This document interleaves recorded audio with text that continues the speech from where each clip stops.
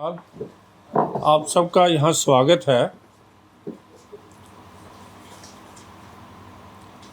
आज से 38 साल पहले दिल्ली में सिखों का नरसंहार हुआ था। केवल दिल्ली में नहीं, 9 दूसरी स्टेट्स भी हैं जिसमें वेस्ट बंगाल था, बिहार था और हरियाणा था, उत्तराखंड था, दूसरे सभी स्टेट्स इन्वॉल्व थे। तो बड़े दुख की बात है कि जब तक मोदी सरकार ने SIT फॉर्म नहीं की, स्पेशल इन्वेस्टिगेशन टीम, तब तक ना तो दिल्ली में ही कोई कार्रवाई आगे बढ़ी और ना ही दूसरी स्टेट्स में भी कोई 2-3 चीज़ों से हम पिछले 1 साल से इन्हीं सभी सरकारों से आग्रह कर रहे हैं कि आप हमें बताइए कि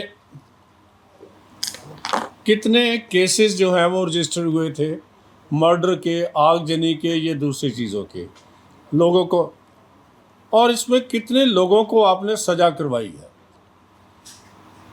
कितने लोग मारे गए, कितने लोग जख्मी हुए, कितनी प्रॉपर्टी डैमेज हुई, आपने कितना कितना कंपनसेशन दिया। तो जो लोग जख्मी हुए या इफ़ेक्टेड फैमिली थी, क्या उनको सरकारी नौकरी या कोई दूसरा रोज़गार मिल सका?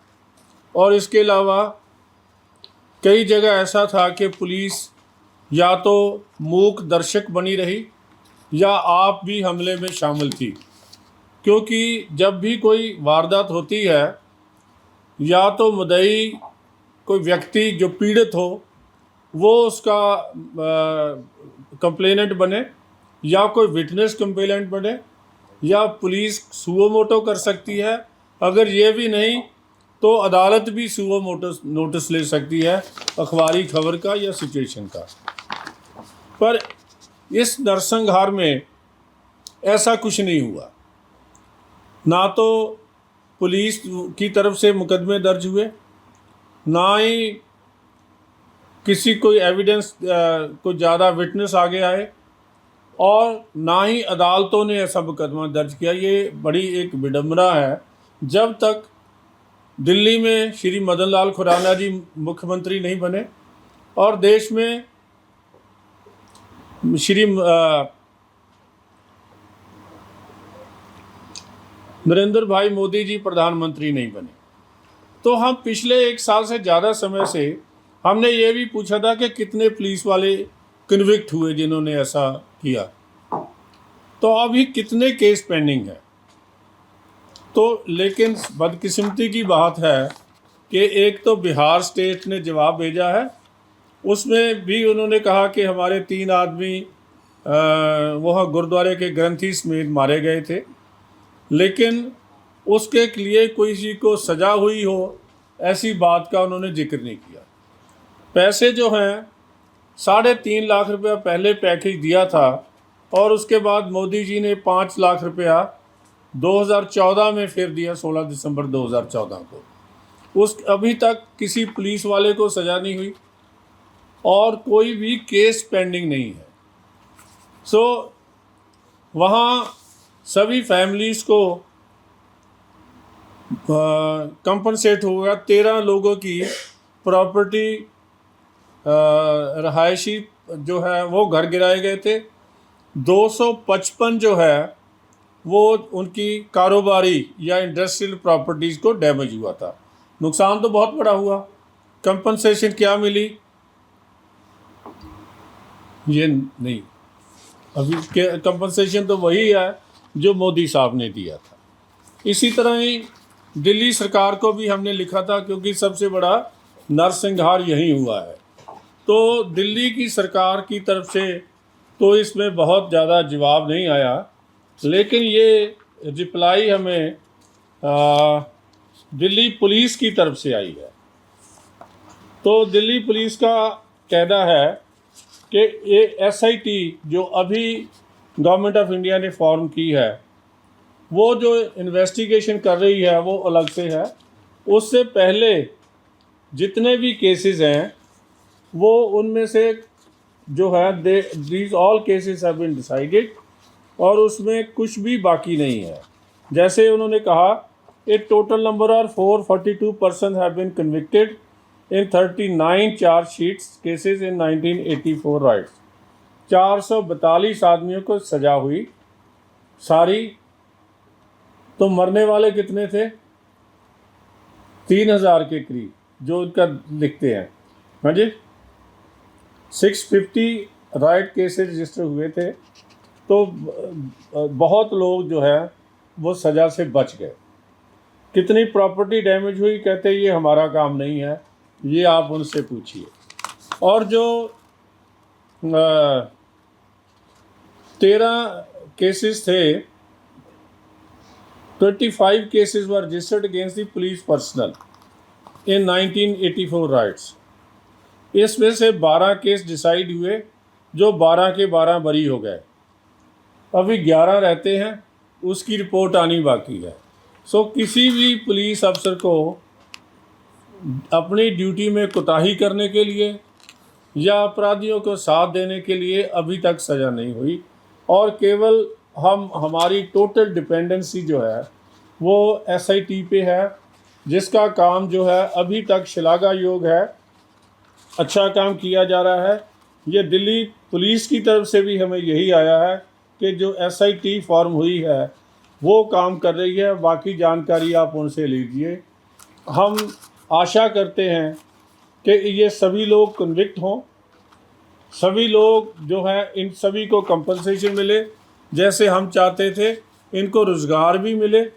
इसकी पैरवी के लिए हम लगातार जो है यत्नशील हैं। सरकारों के दरवाज़े पे नॉक करते हैं, रिक्वेस्ट करते हैं, बार बार उनको लिख रहे हैं कि आप इसका जवाब दीजिए। सो अभी तक बहुत जगह से जवाब इसका आना बाकी है। उत्तराखंड के चीफ मिनिस्टर साहब ने कहा कि मैंने ये कंसर्न्ड अफसर्स की ड्यूटी लगा दी है, और हम आशा करते हैं वो भी इसका जो जल्दी जवाब देंगे। सो ये स्थिति है जिसके बारे में आपको अवगत कराना चाहता था कि दिल्ली 1984 राइट्स में जितना बड़ा सिखों का नुकसान हुआ, क्योंकि सिख एक मिनॉरिटी कम्युनिटी है और मिनॉरिटी कमीशन भी चाहता है कि इंसाफ जो हर आदमी तक पहुंच जाए। तो मोदी सरकार की तरफ से जो SIT बन रही है, जो एफ़र्ट्स इनकी तरफ से हुए हैं, उसके पहले वाले एफ़र्ट्स देखे जाएं तो पिछले लंबे समय के तो इंसाफ के तरफ कोई चला भी नहीं। कमीशन बनते रहे, कमेटियां बनती रही। मेरे अपने कमीशन में भी 78 का बना हुआ है। 84 से यहाँ भी कोई बहुत बड़ी एक्टिविटी नहीं हुई कि हम इन लोगों के जो नुकसान हुआ है, जो इनकी पीड़ा है, उसको सरकारी अधिकारियों तक, सरकार के तक पहुँचा सकें। सो मैं जहाँ इनके साथ खड़ा हूँ, वहाँ मोदी जी को भी, अपने होम मिनिस्टर साहब को भी, प्रधानमंत्री जी को भी धन्यवाद देता हूँ कि उन्होंने ऐसा हमें मौका दिया कि हम सभी सरकारों से बात कर सकें और इन लोगों को इंसाफ दिलाने में सहायक हो सके। धन्यवाद। सर, जब बात इंसाफ की आप कर रहे हैं और जैसे ही 1984 के दंगों का समय आया तो कई लोगों ने अपनी बातें रखी हैं। इसमें ट्रुथ कमीशन की लोग मांग कर रहे हैं, तो इस पर आपकी क्या राय है सर, ट्रुथ कमीशन को लेकर? 1992 में मैं पंजाब पुलिस में सर्विस में था। तब मैंने वहाँ के मुख्यमंत्री जो सरदार बेअंत सिंह को रिक्वेस्ट की थी कि एक ट्रूथ एंड रिकन्सिलिएटरी कमीशन बनना चाहिए on the pattern of south Africa, जो नेल्सन मंडेला जी ने बनाया था। लेकिन बहुत सारे पुलिस अधिकारी उसके पक्ष में नहीं थे, वो बात आगे नहीं चली। अब यहाँ ट्रूथ एंड रिकन्सिलिएटरी कमीशन किस तरह का होना चाहिए, इसकी रूपरेखा क्या हो, ये जो आदमी मांग कर रहे हैं ये उनको ही बतानी होगी, क्योंकि दैट वाज एक जो वहाँ ट्रूथ एंड रिकन्सिलिएटरी कमीशन बना था वो जो सरकार ने उस समय ज्यादतियाँ की और जो पीड़ित लोग थे, क्योंकि अब उनकी 27 साल तक नेल्सन मंडेला रहे जेल में, उसके बाद वही राष्ट्रपति बन गए। उन्होंने ट्रूथ एंड रिकन्सिलिएशन कमीशन बनाया कि आपस का मनोमुटाव ख़त्म हो। यहाँ किस कम्युनिटी से झगड़ा है? यहाँ तो अपराधियों को पकड़ना है, सज़ा दिलवाना है। रिकन्सिलिएशन किससे हो? ट्रूथ पे बहुत सारी कमेटियाँ बनी हैं, सारे कमीशन बने हैं, जो अब तक भी इस पे रिज़ल्ट नहीं आ सका। तो ये SIT ही मजबूत हो, क्योंकि यहाँ मसला दोषियों को सज़ा दिलवाने का है, जो पीड़ित हैं उनको कंपनसेशन दिलवाने का है। उनके पास दिल्ली में ही, देश की राजधानी में, ना घर है उनका, ना एजुकेशन है प्रॉपर, और ना ही जो उनको कोई नौकरी है, रोज़गार भी नहीं है। तो ऐसी स्थिति में ये मिnority कमीशन का भी हमारा उसमें आता है। हम भी कोशिश करेंगे कि आइडेंटिफाई करें कि कितने लोग जो हैं जिनके पास घर नहीं है, क्योंकि माननीय प्रधानमंत्री जी का तो आदेश है, जो 15 पॉइंट प्रोग्राम है, कि एवरी जो गरीब मिनॉरिटीज़ हैं, उनके लोग हैं, हर एक को घर मिलना चाहिए, हर एक को रोज़गार मिलना चाहिए, हर को जो है उसकी मदद होनी चाहिए, डिस्क्रिमिनेशन ना हो। तो दिल्ली में ऐसा जो है, the state government has taken very little initiative. जो भी पहले हुआ कि सवाई मदन लाल खुराना जी जब यहाँ चीफ मिनिस्टर थे तो उन्होंने इंसाफ की बात की, बाकी लोगों ने अब भी दबाने की बात है। मोदी जी ने 5 लाख रुपया दिया, वो लोगों तक पहुंचा है, घर घर में हर आदमी उसको मानता है, लेकिन हर आदमी को घर बन जाए ये नहीं हुआ। जिस कॉलोनी में वो रहते हैं उसको नाम ही दंगा पीड़ित कॉलोनी है, और वहाँ वो घर भी गिर रहे हैं, बिल्डिंग्स भी नहीं हैं, बहुत सारे लोग पीड़ित हैं। और वो जब भी 1 नवंबर को यहाँ सच की दीवार के सामने लोग इकट्ठे होते हैं तो उनकी दशा ऐसी है कि देख के रोना आता है, दया आती है। सर, आपने 1984 का जिक्र किया और ये कहा कि क्योंकि सरकार थी कांग्रेस की और उस तरह से काम नहीं हो पाया। ये हमेशा हर दंगे के वक्त देखा गया है सर, 84, 2002, 2013 और 2020 में दिल्ली में भी जब दंगे होते हैं तो उस तरह से उसके बाद जो अपराधी है, जो शामिल लोग होते हैं, उनको सज़ा दिलाने के लिए सरकार उस तरह से काम नहीं करती।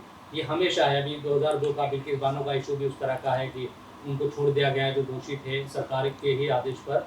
तो ये तमाम जो चीज़ें हैं उन लोगों का शायद मनोबल बढ़ाती है जो दंगों में शामिल लोग होते हैं। क्या तमाम सरकारें जिम्मेदार नहीं हैं? जिसकी सरकारें जब दंगे हुए जहाँ रही। देखो, बात ये है कि इसका there are 3 pillars of democracy.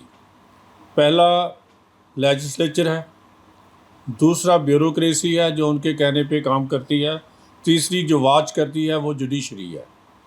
किसी एक पर्टिकुलर केस के बारे में हमें दूर तक जाना चाहिए। जैसे अभी चल रहा था, बहुत ज़ोर से है उसका, कि जो लोग टाडा में बंद हैं उनको, सिखों को रिहा किया जाए। तो हम भी यहाँ स्टडी कर रहे थे, देखा उनमें एक आदमी है गुरदीप सिंह खैरा, उसके ऊपर टाडा केस है। इन सभी लोगों के ऊपर टाडा केस है। टाडा में जो कन्विक्शन है वो है अनटू डेथ। जब तक वही मरे उसको जो है जेल है। इसका life imprisonment means imprisonment unto death. दूसरे में अब टाडा रिपील हो गया है। 2 केसेस हैं, एक में देवेंद्र भुल्लर को जो लाइफ जो है उसकी ही वॉज उसको डेथ पनिशमेंट हुई थी, कम्यूट हो गई, लाइफ इम्प्रिजमेंट हो गई। और तीसरा जो बाकी केस हैं वो Beant Singh chief minister murder case हैं, उसके में सभी लोग शामिल हैं। और उसमें अभी बलवंत सिंह का आपने देखा होगा, फर्स्ट को भी था, अब उसके बाद 3 को कल था, कल भी केस नहीं लगा। तो matter is before the supreme court. जो लीगल एक्शन है बनता है, लेट अस डिसाइड, उसका हो जाए। फिर उसके बाद दया की बात है, ये दया होनी चाहिए। दया हमेशा ही जो है मोदी सरकार की तरफ से ये होता है कि दया की जाए। पहले भी बहुत सारे लोगों को ये हुआ है और उसमें रिलीफ दिया गया है। अब बात हर पर्टिकुलर केस की है, मैं इनकी बात कर रहा हूँ, लेकिन दूसरे केसेस भी लोग आए कि इनको रिहा कर दिया जाए। अरे भाई, अगर कोई आदमी देश के खिलाफ बगावत करता है और हमारी तुम्हारी जानों को खतरा पैदा करता है, क्या उसको छोड़ देना चाहिए? क्या आज कोई ऐसी देश से तोड़ने वाली बात चल रही है? क्या मांग है और यह किसके कहने पे हो रहा है? क्या हमें देश विरोधियों के साथ जाना चाहिए या पीड़ित लोगों के साथ जाना चाहिए? ये हमें देखना चाहिए। ਸਰ ਤੁਹਾਨੂੰ ਲੱਗਦਾ ਹੈ ਕਿ ਗਵਰਨ ਸਿੰਘ ਰਾਜੋਆਣਾ ਨੂੰ ਫਿਰ ਰਿਹਾ ਕਰਨਾ ਚਾਹੀਦਾ ਹੈ, ਜਿਵੇਂ ਤੁਸੀਂ ਕਿਹਾ ਕਿ ਜਿਹੜਾ ਦੇਸ਼ ਦੇ ਖਿਲਾਫ ਜਾਵੇ ਉਸ ਨੂੰ ਛੱਡਿਆ ਜਾਣਾ ਚਾਹੀਦਾ ਨਹੀਂ, ਕਿਉਂਕਿ ਉਹ ਤਾਂ ਸੰਵਿਧਾਨ ਨੂੰ ਉਹਨਾਂ ਨੇ ਕਿਹਾ ਸੀ ਕਿ ਮੈਂ ਨਹੀਂ ਮੰਨਦਾ। ਮੈਂ ਜਿਹੜੀ ਗੱਲ ਤੁਹਾਡੇ ਨਾਲ ਕੀਤੀ ਹੈ ਉਹ ਬੜੀ ਸਪਸ਼ਟ ਕੀਤੀ ਹੈ ਅਬਾਊਟ ਥੀਸ 9 ਕੇਸਿਸ, ਜਿਹਦੇ ਵਿੱਚ ਵੀ ਜਦੋਂ ਵੀ ਇਨਸਾਫ ਹੋਵੇ ਦਇਆ ਦੇ ਨਾਲ ਹੋਣਾ ਚਾਹੀਦਾ। ਦੇ ਹੈਵ ਅੰਡਰਗੋਨ ਲੌਂਗ ਇੰਪ੍ਰਿਜ਼ਨਮੈਂਟ, ਕਈ ਤਾਂ 32 ਸਾਲ ਤੋਂ ਹੋ ਗਏ ਕਹਿ ਰਹੇ ਹੋ ਅੰਦਰ। दूसरा है गौरमेंट के विचार अधीन है, लेकिन दोवें चीज़ों का फर्क है। एक तो ये है कि वो बरी हो चुके हैं तो उन्होंने जेल च बंद किया गया। No, this is not the case. They have not completed their terms, jail term, because the life जी है imprisonment is for life imprisonment. अब नाउ या तो ला तो वो रिपील हो गया है, लेकिन जो उसमें सज़ा हुई है उस कानून को कैसे बदला जाए। And these cases are very very relevant cases. Maninderjeet Singh Bitta के साथ यहाँ मेरे ख्याल 10-12 लोग मारे गए थे, और आज भी बिट्टा वो अपने आप को पीड़ित है भी वो, क्योंकि ना वो चल फिर सकता है ना बैठ सकता है। और उसने सुप्रीम कोर्ट में भी गया था कि मेरे पे जिसने हमला किया है उसको रिहा ना किया जाए। जब भी सरकार कोई फ़ैसला लेती है तो सभी चीज़ों को ध्यान में रखना पड़ता है। You can not equate one incident with the other incident, क्योंकि अभी यहाँ भी दिल्ली में जो पीछे राइट्स हुए जिसकी हम बात करते हैं, no case was registered under the TADA. कोई आदमी रह गया हो, क्योंकि हम तो मिनॉरिटी की उसके लिए हैं, तो हमें बताइए, we will take up with the government. अगर कोई अक्यूज़ गिरफ़्तार नहीं हुआ, जो कोई मुकदमा दर्ज नहीं हुआ, तो हम भी उसको भी दर्ज करवाते हैं। But we are not concerned about the other routine cases in which the government और द सिस्टम हैज़ फॉर्म्ड और क्रिएटेड एडवाइजरी कमेटीज़। दिल्ली में देवेंद्र पाल भुल्लर के बारे में कह रहे थे कि इनका जो बैठती है committee to review the jail terms, वो पिछले 6 महीने से नहीं बैठी, वो टेस्ट रिव्यू बोर्ड। इसी तरह सेंटेंस रिव्यू बोर्ड जिस लेवल पे काम करता है, स्टेट्स उसको या तो माने या ना माने। इसी तरह ही आप जो गुजरात वाले केस की बात कर रहे थे, that recommendation was from sentence review board. अब सेंटेंस रिव्यू बोर्ड में गवर्नमेंट क्या करे? It is for the people, those who are sitting there and those who have been given this responsibility to do justice, उनको देखना चाहिए। Government has nothing to do what I am saying. I am sitting before you not on the direction of anyone, but as my responsibility कि मैं NCM का chairman हूँ और ये दिल्ली दंगे हुए हैं, मुझे उन लोगों से पीड़ित सिखों के साथ खड़े होना चाहिए। और मुझे बड़ी हैरानी भी हुई इस दिन, फर्स्ट को भी हम वहाँ थे कुछ लोग, आप भाई, कि जितने भी लोग बातें करते हैं वो सच की दीवार के पास नहीं थे।